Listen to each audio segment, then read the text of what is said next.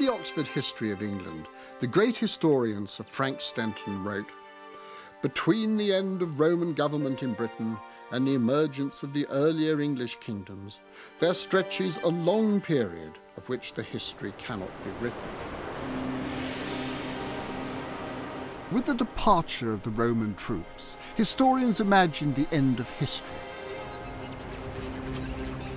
And from their empty pages, we have conjured up a desolate wasteland of abandoned cities, overgrown fields, and marauding barbarians, and we called this the Dark Ages. In actual fact, sophisticated societies developed in Britain in the Dark Ages. Released from its associations with Rome, Britain began to forge an independent identity. Ancient trade routes were resurrected, languages evolved, and the foundations of modern European thought were laid down. These were not the Dark Ages.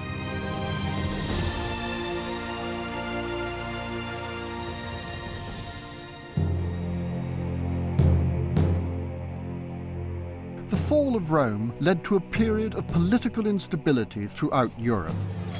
Tribes of barbarian invaders swept across the provinces of Rome, looting and pillaging the land. St. Jerome laments this terrible time.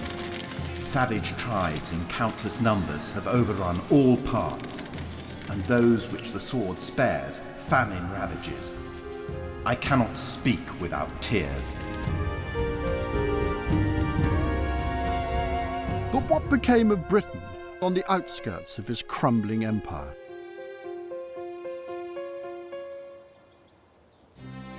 The trouble is, there is a gap in the historical record.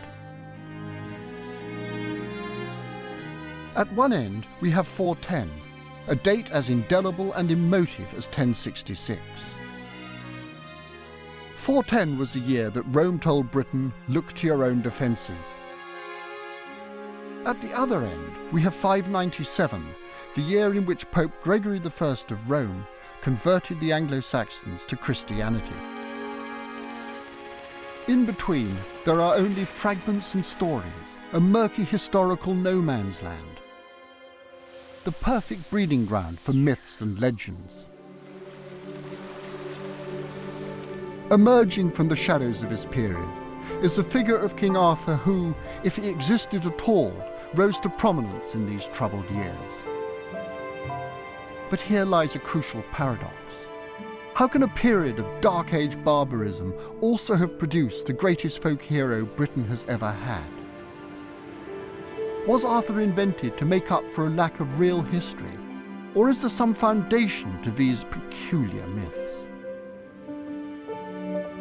As a prehistorian, I'm used to dealing with long periods without any written records, but that doesn't mean that nothing happened. I'm going to find out what really did happen in this mysterious time. And I'm going to start in the place where the collapse of the Roman government must have been most keenly felt, the cities. The Romans built a network of civic centres across Britain. I went to York, one of the largest of these, to find out what happened after the legions left.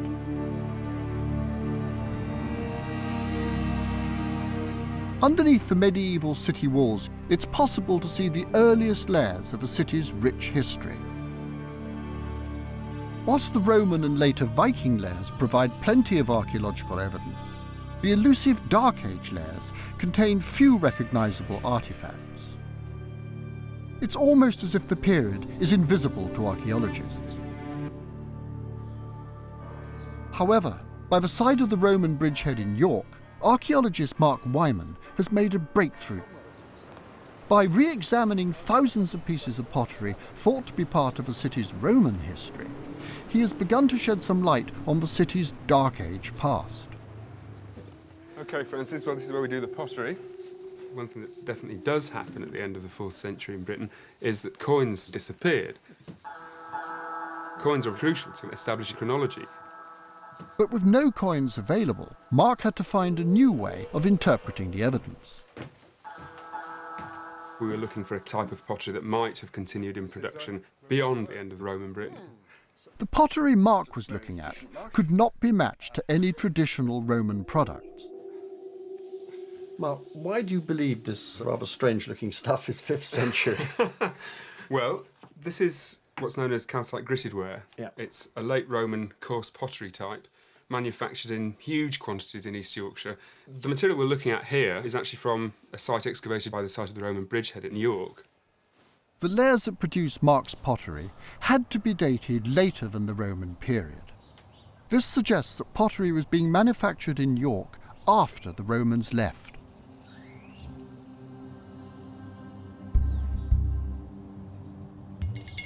This business of making pottery in the 5th century has put the cat among the pigeons. Why is that? The received view of Roman Britain, and one that's still quite widely held, I think, has been that Roman Britain's end is exceedingly sudden, and the archaeological material that we require to understand activity, to understand the past, just isn't being made. The reason I set out to do this research was to identify a type of artefact which we could say is manufactured in the 5th century, to argue against the idea of everything suddenly coming to a juddering halt. Life in York did not come to a standstill in 410. Mark had found evidence for some kind of activity in the city after the Romans left. And he is not alone with these discoveries. All over the country, archaeologists are starting to piece together a picture of Dark Age Britain very different from the conventional story of collapse. It's time to start rewriting the history books. Archaeology, like all humanities, is a product of its time. And Victorian archaeologists were part of a British Empire which compared itself to Rome. So they had every reason to suggest that when great empires collapse, disaster and chaos follow. Amid the gentle hills of the Shropshire countryside lie the remains of the Roman town of Wroxeter.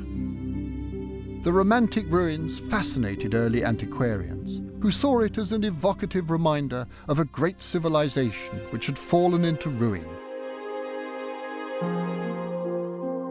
Wroxeter was first excavated in the 19th century. These Victorian archaeologists were so excited by the Roman remains here that they did not spot something that would completely rewrite the history of the town.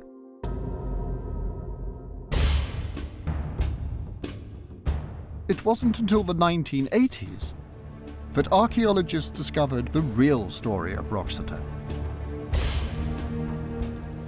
As they wandered over the rubble, he found these two large round stones. The inspector said, well, perhaps these are the same. They noticed lines of packed rubble and plaster. And they suddenly realised they had this massive, great building. It was so big that it was a bit like trying to see an elephant standing a foot away. The north wall was taken down, dismantled, and the rubble was used to create a huge building platform. What they were doing was making a solid foundation onto which they could then build a timber frame structure.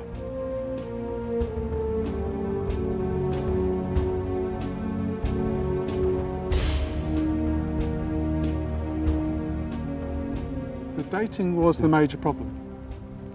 The big building and all the other buildings around it had to fit in between about 520 and about 590, 600. So, I mean, we're long, long after the official end of Roman Britain in 410, aren't we? And they're building huge buildings which are laying out in Roman measurements. I mean, they're thinking like Romans, aren't they? They are Romans. This is our perception that we think of Romans as being foreigners who come over, occupy the country and then go away again. They weren't. The people in the country Romanised. They became Roman. I mean, central control, central administration had sort of broken down. So, I mean, who was organising, and what was it, an Arthur-like character? It's a very difficult question to answer because you had no evidence. No. But if you think about it, this is like trying to answer the question of who lives in Buckingham Palace purely from the foundations. What we can say, however, is that this person had power. So they are someone who's able to command authority. there is a structure to the society. The discoveries at Wroxeter were a great advance in archaeology. They opened the way for archaeologists to re-examine other Roman sites in Britain to discover what happened during the so-called Dark Ages.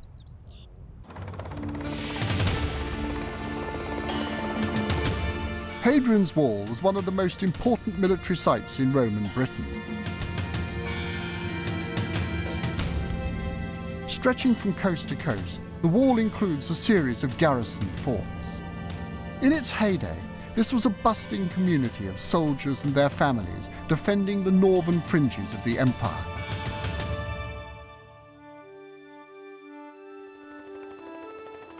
What happened after the Roman army pulled out has long been a mystery.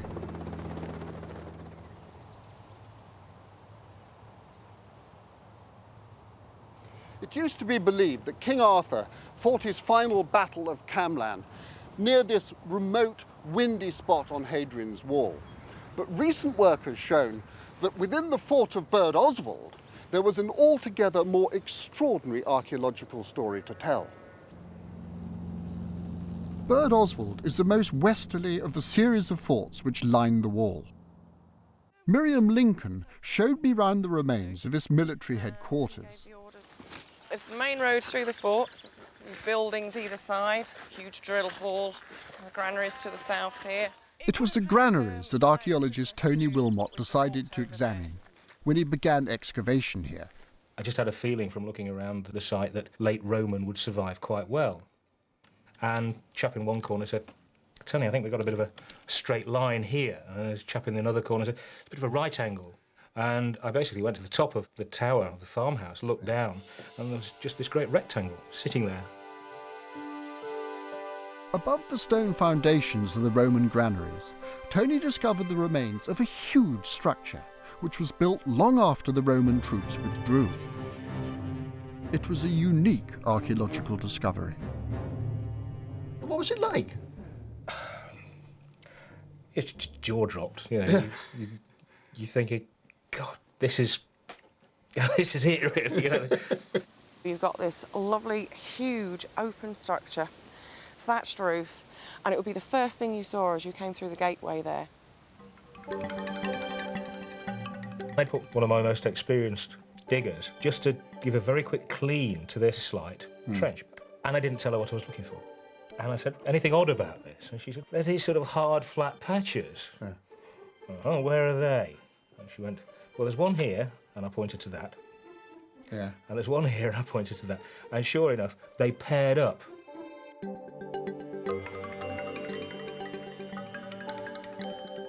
I was completely objective because I hadn't told her what I was doing. That's how it became confirmed. The strange markings that Tony found were the remains of 12 footings which formed the skeleton of an enormous wooden hall that had been built after the Roman troops departed. So what kind of a group of men built a building like that? I mean, it's a socking great big thing. I think the key is there's no break. The commander, perhaps even a hereditary commander by this point, would have become a central authority. And you can see that kind of gradually morphing into the idea of a petty king or a petty leader. Are we talking about a sort of protection racket? It's not hard to see them saying, well, OK, carry on paying your Roman taxes and we'll carry on seeing you all right. And from taxation to protection racket is perhaps not such a huge jump. The history books tell us Roman soldiers pulled out, turned out the lights and darkness descended. That's it, yeah. It wasn't happening here. These were native Britons. They had nowhere to go. This was home, yes. And so had to find a living somehow. Certainly there was no mass withdrawal from Burd Oswald.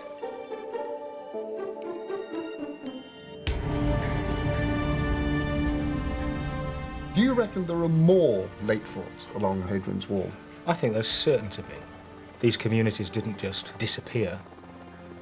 If you're sitting pretty behind some high stone walls, you're not just going to disappear and start practicing subsistence farming.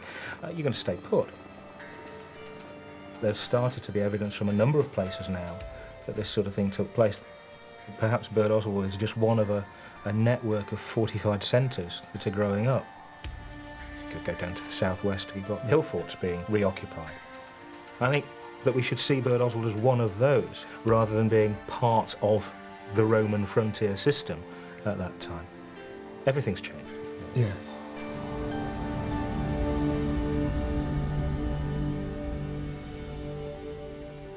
To the east of Bird Oswald is a lake called Crag Loch. From here, archaeologists have extracted soil samples to construct a picture of how the landscape changed when the Roman troops pulled out. This process, known as pollen analysis, involves examining the types of trees that once grew here. I like trees, which is why I've planted them on my farm. But to archaeologists, the presence of trees on land that had once been farmed shows that the countryside has been abandoned. And in the Dark Ages, the traditional view is that the countryside reverted to a wild wood once the Romans had withdrawn. The work at Crag Loch challenges this view. It was carried out by Petra Dark of Reading University. Pollen analysis gives us really good evidence for what the countryside of the past was like. We can actually identify the pollen grains of different plants, like the trees, the cereals and so on. And we can count the pollen samples taken through cores of sediment and reconstruct vegetation change over long timescales. Petra is able to build up a picture of what the landscape looked like hundreds of years ago. If we get cereal pollen, that tells us that they're growing crops nearby. If we have tree pollen, that tells us there was woodland nearby. And this is very important for reconstructing changes in farming in the past, because we can see were they farming very intensively or had areas of land been abandoned to farming, in which case they quite rapidly revert to woodland. By carbon dating the samples, Petra is able to tell when a landscape changed. By the Roman period, this is quite an open landscape. A lot of the woodland's gone. Petra's charts clearly show that at Hadrian's Wall there was not a massive increase in forest when the Romans pulled out. By the end of the Roman period, we start to get an increase of birch pollen.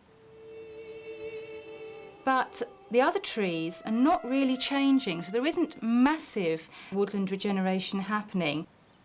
Contrary to popular belief, the landscape at Hadrian's Wall did not revert to forest when the Romans left. Petra has compared samples from a selection of sites across Britain.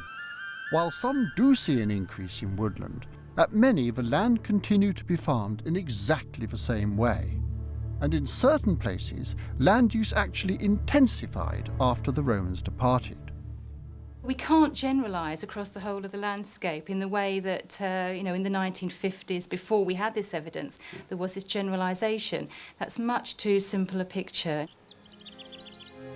Petra's work demolishes the vision of Britain reverting to a wild wood once the Romans departed. In forts like Bird Oswald and towns like Wroxeter, the end of Roman administration did not bring about the breakdown of society. Released from the controlling hand of Rome, new leaders emerged and society regrouped. But this new independence did not mean that Britain had cut herself off from the rest of the world. A series of extraordinary contacts were about to be made with some of the most powerful players in the ancient world. At Tintagel, on the Atlantic coast of Cornwall, there is a rugged promontory. This dramatic site has long been associated with the Dark Age warrior King Arthur.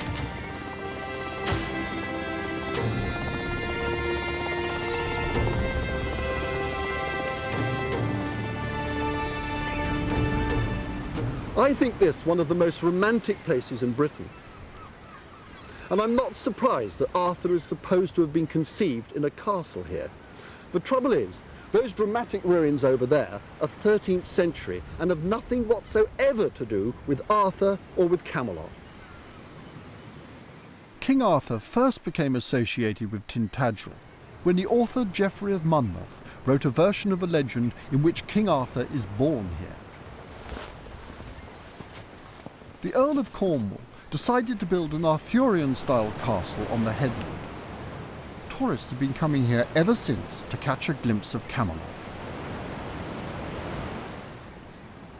However, the Dark Age story of Tintagel is far more exciting. Excavations here have shed new light on Britain's ancient contacts with the rest of the world. Charles Thomas explains. This is the classic way to see it, to approach it, because we've got the island, we've got that neck there, and you can see most of the important parts. You can see the top, the summit there. In the early 1980s, there was a fairly dramatic fire here, and the whole of the top of the plateau caught fire. The grass burnt, even the roots burnt. We then had a unique opportunity to examine 2 or 3 acres. We found that the top, far from being bare, was covered with the remains, the footings of little huts. 20 or 30 rectilinear buildings. We thought that these were all medieval. We now know they're post-Roman. We've investigated 10% of the top of the island. We found that the pottery, although burnt, was still recognizable as post-Roman imported pottery. Something had been taking place at the top, on a big scale. At the precise location where writers imagined a Dark Age king being born, modern archaeology had found the remains of a large settlement dated to the middle of the Dark Ages. And this was not all. Trampled amongst the remains of the buildings were thousands of sherds of intriguing pottery. The finds are extraordinary because there were large quantities of wheel-made pottery. None of this was the same as we get in Roman Britain, and none of it was anything that could conceivably have been produced here in post-Roman times.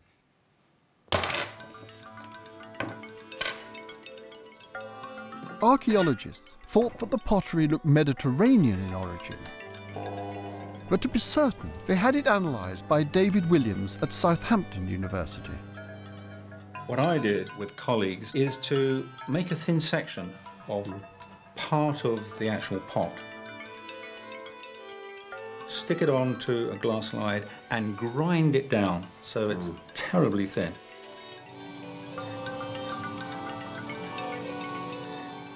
When you put it under the microscope, you can actually see the minerals and the rock fragments in the clay of the vessel. Right.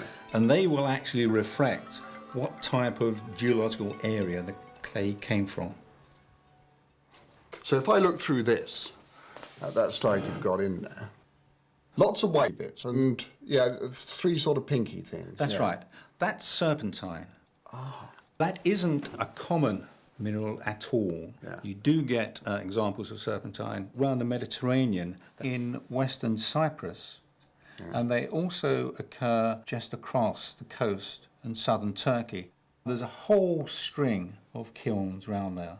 When we compare them with the Tintagel pottery, and it's almost a dead ringer. David discovered that the Tintagel pottery had been made in one of a series of enormous kiln sites in southern Turkey. So much pottery was produced at these sites that it still lies in huge piles by the side of the road today. These are thick, sturdy vessels that were made for the buffeting of sea transportation. They were very heavy indeed. These heavy-duty pots were used for transporting goods such as olive oil and wine around the Mediterranean. The ship that visited Tintagel may well have started from Turkey, perhaps to pick up further cargoes, tableware, micaceous jars, across to the Peloponnese, pick up more amphora, and then to Carthage, where possibly it picked up North African olive oil amphora, plus the African tablewares, and from there, possibly through the Straits of Gibraltar to Tintagel. The big containers, they're really the Coca-Cola tins of their period. If that's turning up in Tintagel, these things don't last forever. The first time some idiot drops it, it's shattered. You can say this is a group of pottery from the Mediterranean which got here in some such period as 530 to 560. Britain was at the edge of a vast trade network, driven by Constantinople, the new powerhouse of the ancient world. Power shifted to Constantinople, modern-day Istanbul, after Rome was sacked by the barbarians in 410. the Eastern Empire continued to be run here for a further 1,000 years. But what brought these Mediterranean traders to Britain? What did we have to offer them? A discovery in Devon in 1995 provided a clue. Divers looking for the remains of a galleon came across a most unusual find.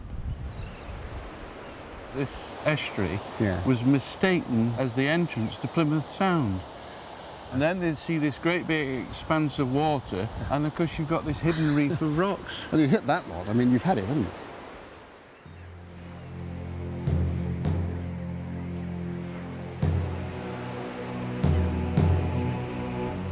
The first two divers came up to the surface, big smiles from ear to ear, with these tin ingots. Oh, look at that. God, it's heavy, isn't it? Yes, it's pure tin. When we had them analysed, they analysed them at 99.9% pure tin. And this is a clue that they're very old. One theory is that there was a boat anchored out there, they were ferrying them out and they turned over on the reef. Tin had been a British export since prehistoric times. It was known to the Romans as the British metal. Is this what Byzantine traders were coming to collect from Tintagel?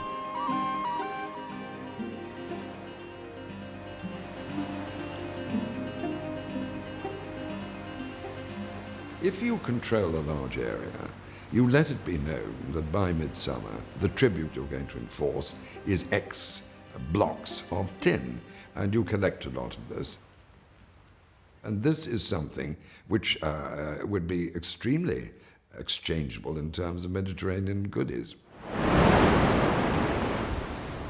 The tin that the divers found lay a few metres away from a beach, which has yielded some intriguing remains. Coastal erosion has revealed hearths where meat had been cooked. Could these be connected to the tin trade? Sam Turner is about to start excavating here. Well, there's several hearths eroding from the cliff. The site's been known about since the 1960s and it's been monitored since, and the erosion's got really quite bad recently. In fact, you can see some of the charcoal deposits here in the face of the sand cliff, blackened material. Look, got the charcoal to Yeah, big lumps of charcoal. And that's part of a hearth which extends sort of 5 or 6 feet across this area. But I mean, there's more than just charcoal there. I mean, just looking down here, look there, what's that? It looks like a bit of bone. There's bone from various species here. Some of the bone has clearly been butchered on site. Yeah. I mean, what's going on? They're right on the seashore. It must have something to do with it. This is probably some kind of seasonal settlement associated with activity that was going on here, probably trading activity. And we know that imported pottery from the Mediterranean has been found at this site with these kind of features. This is the kind of trading activity we know is going on all around the Southwest Peninsula at this time. This Mediterranean pottery. Why is it being used on the port? I mean, you don't get champagne bottles being opened in the port of London, do you? I mean, that happens somewhere else. Certainly, I think that this activity must be associated with the social elite. These presumably would be the people who are here undertaking trade, using it as a meeting place to meet and exchange news and ideas. Sam's discoveries were not unique. All along the coast, archaeologists are beginning to find evidence for more of this elaborate activity. On this shoreline alone, 500 sherds of pottery and 10 feasting sites have been found. These hearths were the remains of what can only be described as beach parties held on the occasion of visits from Mediterranean traders. Such festivities indicate there was more to this Mediterranean contact than the straightforward exchange of tin for wine.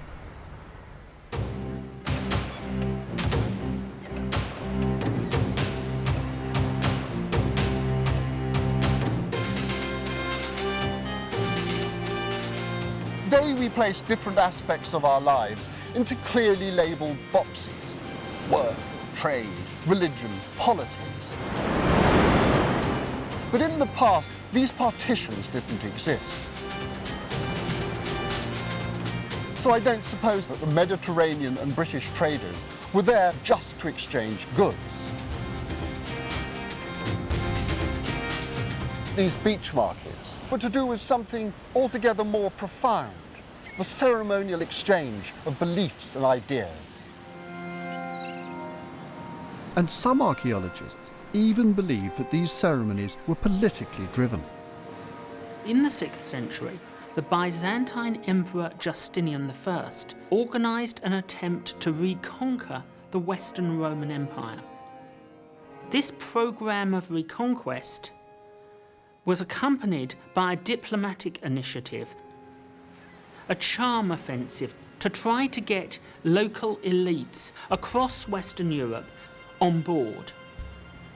One area where such elites existed was in Western Britain. And it's possible that what we see as trade between the Byzantine world and the British West was in fact diplomacy between Constantinople and the British kings who ruled that area. Whether or not these traders are on a political mission, I am certain that this contact was never purely commercial. The trade networks established between Britain and Byzantium provided a basis for the transmission of spiritual and intellectual ideas. They're bringing with them a whole range of new ideas. Archaeology can't show us that. Archaeology and history and language between them can infer its existence. And the pure archaeology, the dirt archaeology of pots, shows us one method by which it could have come. So, yes, there is a trade in ideas.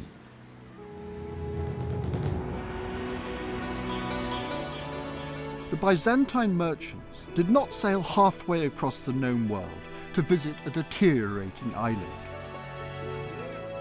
They came to an economically independent country whose people had goods and ideas to share with the rest of the world. But what were these ideas? There was one more step in the Pottery story that would reveal the words of a Dark Age civilization hidden for centuries. Very little written material survives from the 5th and 6th centuries in Britain. For a long time, this was taken as proof that these were illiterate, uneducated times. In actual fact, nothing could be further from the truth.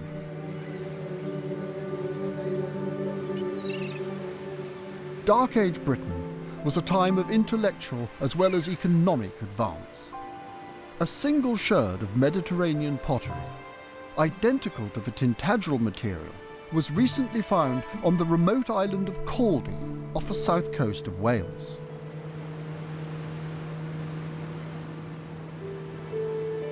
Caldy has been a holy island for hundreds of years. It still houses a monastery today. Jonathan Wooding showed me around. It's the only piece we've found here, but where you find one, there's doubtless got to be more. Eastern ceramics, where they're turning up here, represent a period when the East is interested in the West. It's sending trade missions, diplomatic missions, whatever it may be, but Eastern people are turning up in Celtic Britain, and they're expecting to find people who are essentially like them, descendants of Romans, who know the same languages, the same rituals, the same basic cultural ideas. Caldy was part of the early monastic movement, which arrived in Britain with the pottery on boats from the Mediterranean. Well, the monastic movement arrives at the same time as the departure of Roman rule. In the East, it was already playing a part in providing a new leadership almost, a new focus of leadership in a changing society, and I'm sure it was much the same here. People took it up with great enthusiasm as an alternative to the more settled or urban Christianity of the Roman world. Dozens of monasteries sprung up in Britain in the Dark Age period, and they produced a new class of learned monk. There is one historical source for Dark Age Britain, written by a monk named Gildas in the 6th century, about 100 years after the departure of the Romans. It's an extraordinary, arousing account of this country's history. It was written in high-grade and rather flowery Latin. It was clearly intended for a sophisticated and literate audience, because it's peppered with classical references. Gildas was the preeminent theologian of monasticism in his era. The great founder of Irish monasteries on the continent actually cites him as someone that the Pope ought to have read in writing to the Pope, not just any old Pope, but Gregory the Great, the most monastic Pope really of the first millennium. He is very much a figure who is known all over Western Europe. A world that can produce a Gildas is the learned world in close connection with a wider intellectual, a wider religious community. He certainly isn't just a unique figure. He's unique in perhaps our records, but that's more, tells you more about our records than it does about the time. Gildas and men like him were not isolated monks hidden away from reality, but scholars in touch with the intellectual and religious ideas of their time. We see a Britain that is in contact with the rest of the world. It's a normal process of contact. It's not just an Eastern missionary turning up in an odd place. I think we have to start thinking about it now as a sort of much more global thing. I think finds in places like Tintagel and Bantham are on a scale now that make it unlikely that there's just one or two ships. But more finds are turning up every year, and I think in time we will have a much clearer picture of the scale and the importance of these contacts. They're more or less contacts that escaped history. So that's an example of where archaeology has really told you something that you just simply didn't know before.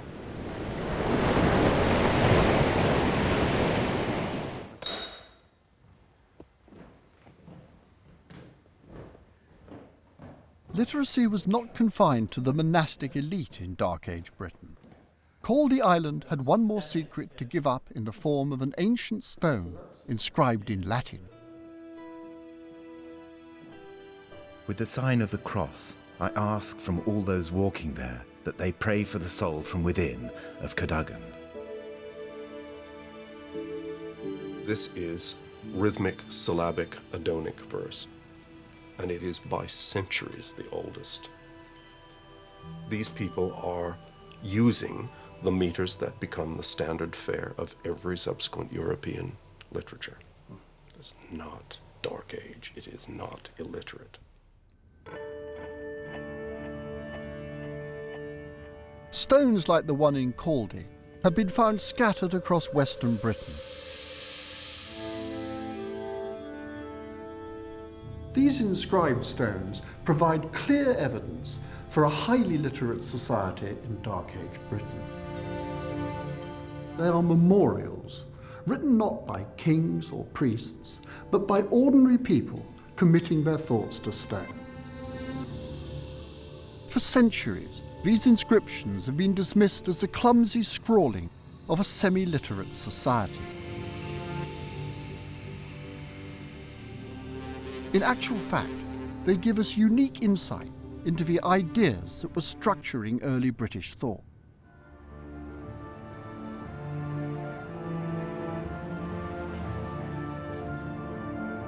The job of deciphering these ancient messages has been the work of David Howland, editor of the Latin Medieval Dictionary in Oxford. We're coming into the oldest part of the Bodleian Library, and what we see here is an embodiment in stone of the view of the universe that our ancestors had adopted from antiquity. 7 liberal arts, the human constructs of language, grammar, rhetoric, and logic, and the divine hard science, all of them mathematical. Arithmetic is static number, music is moving number, astronomy, geometry. David believes that the structures which still shape learning today were first formulated in the Dark Ages. Was it some form of intellectual opposition that structured the way they thought? It was a cooperation, a combination. You have the school of languages at the same door as the school of geometry and arithmetic. And over there, the school of astronomy in the same door as the school of rhetoric. It was a cooperation, a combination, the human arts with divine mathematical art.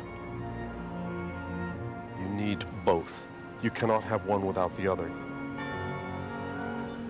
During the 6th century, modern Europe is invented, and it's invented here. Inside Britain, what we have is both this highly polished rhetorical Latinity from Gildas 130 years after the departure of the legions, and these stone inscriptions. Now, the inscriptions have looked like ropey, odd Latin prose because they are, in fact, verse. Nobody read them aloud to see that they go tumpty, tumpty, tumpty. It's just there, you see it. And once you see it, it transforms your view of what you're reading, and it even more seriously transforms your view of the society from which this emerged. Some of these stone inscriptions contain hidden layers of meaning. And the inscription reads, Carausius hic jacet in hoc, congeries lapidum. Carausius here lies in this, a heap of stones. Straightforward. But if you read it backwards, it reads, lapides gericon hoc in jacet hic ius auscar, which is a faultless dactylic hexameter. That's classical Latin. This is classical Latin, poetry, but read backwards. And if we return to the straightforward Carausius inscription and count at intervals of 7 letters, we find the name of the woman who designed this, which is Viola.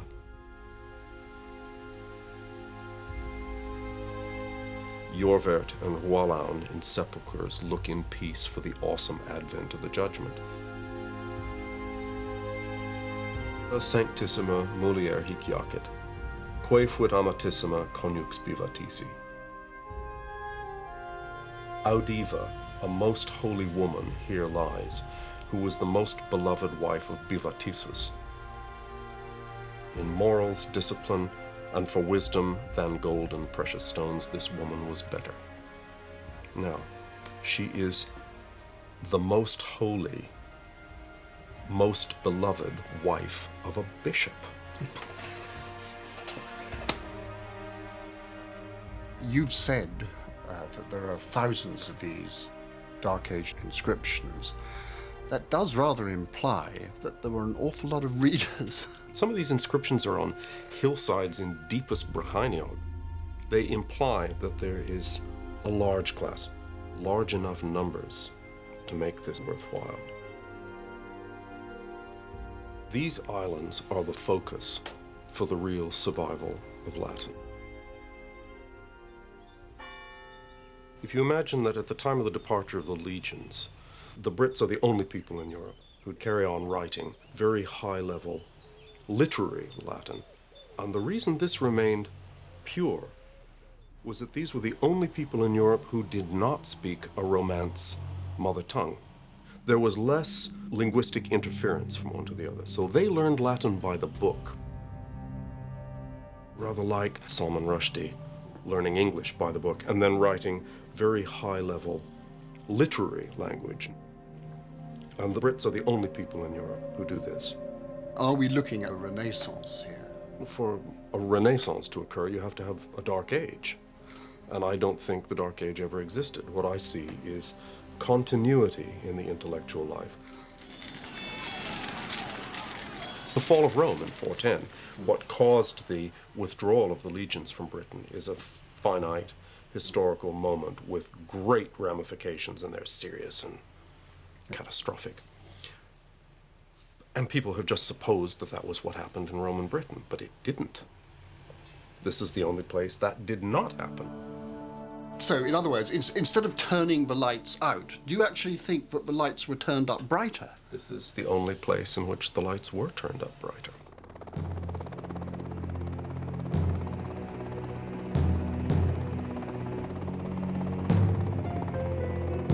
Not only had Britain survived the Roman withdrawal, refashioning towns and resurrecting trade links, she had started to lay the foundation for an intellectually exciting future.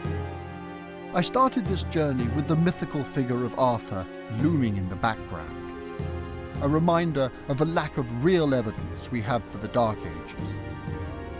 I ended it believing that I'd really found my Camelot. This period had given birth to myths and legends as magical as that of Arthur.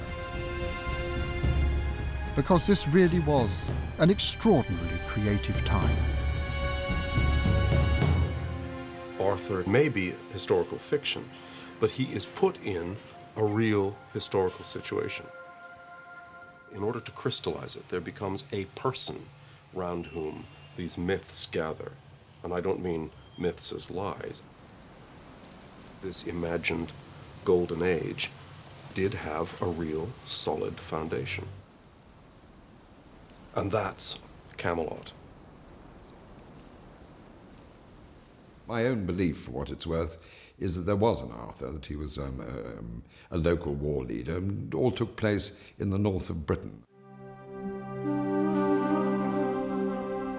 Arthur could have been one of many strong leaders in this turbulent society. Perhaps he was one of the tough soldiers on Hadrian's Wall who took advantage of a crumbling government. Maybe he was a Romanized sophisticate who helped restructure towns like Wroxeter in order to carry on living a civilized life. He could have been a merchant made good, one of a southwestern elite with a bountiful Mediterranean links, or part of the monastic elite of the West, well versed in Latin and the holy life. In looking for Arthur, I have found a world far more exciting and far more real than any romantic tale of knights in shining armour. These were the real men and women of Arthur's Britain. But this world could not last forever. The Roman town of Wroxeter, where archaeologists had found such remarkable evidence for Dark Age survival and rebuilding, did eventually collapse. By the 7th century, a pagan ruler known as Penda overwhelmed the town and its inhabitants. This town's fate was sealed. So if ever an Arthur was required, it was then. It was, but he wasn't there. These fantastic early Welsh poems talk about Arthur-like figures. They talk about this period, but they're actually being written in the 8th and 9th century, and one can imagine this sort of sense that if only there was someone who could come and help us, if only there was someone who could fight off these oppressors. And I think that that's what this Arthur is all about.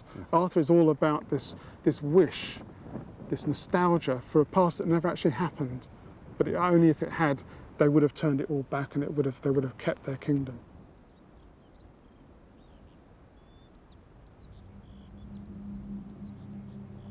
Whether or not they had an Arthur to protect them, the inhabitants of Wroxeter abandoned their town in the 7th century.